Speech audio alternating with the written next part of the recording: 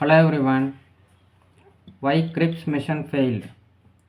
The Cripps mission proposals failed to satisfy Indian nationalists and turned out to be merely a propaganda device for the consumption of the US and the Chinese. Various parties and groups had objections to the proposals on different points. The Congress objected to the offer of dominion status instead of a provision for complete independence. Representation of the princely states by nominees and not by elected representatives. Right to provinces to secede as this went against the principle of national unity, and absence of any plan for immediate transfer of power and absence of any real share in defense. The Governor General's supremacy had been retained, and the demand that the Governor General be only the constitution head had not been accepted. Nehru and Maulana Azad were the official negotiators for the Congress.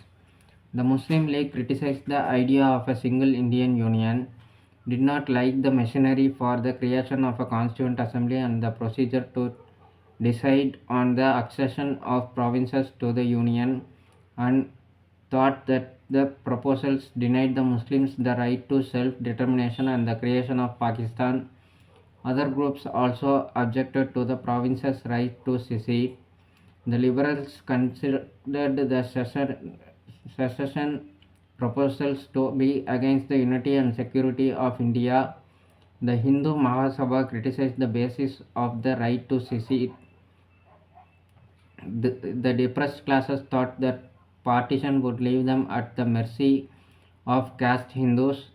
The Sikhs objected that partition would take away Punjab from them.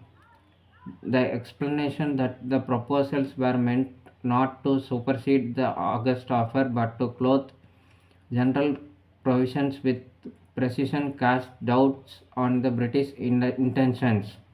The incapacity of Cripps to go beyond the draft declaration and the adoption of a rigid take it or leave it attitude added to the deadlock. Cripps had earlier talked of cabinet and national government, but later he said that he had only meant an expansion of the executive council. The procedure of accession was not well defined.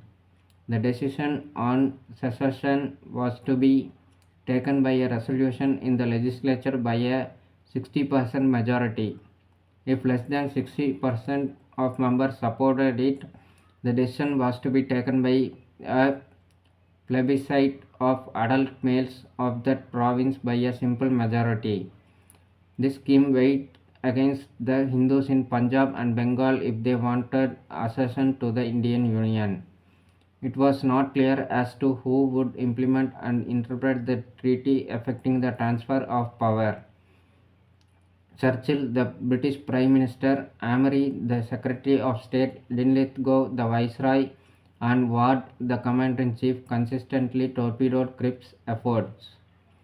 Talks broke down on the question of the Viceroy's veto.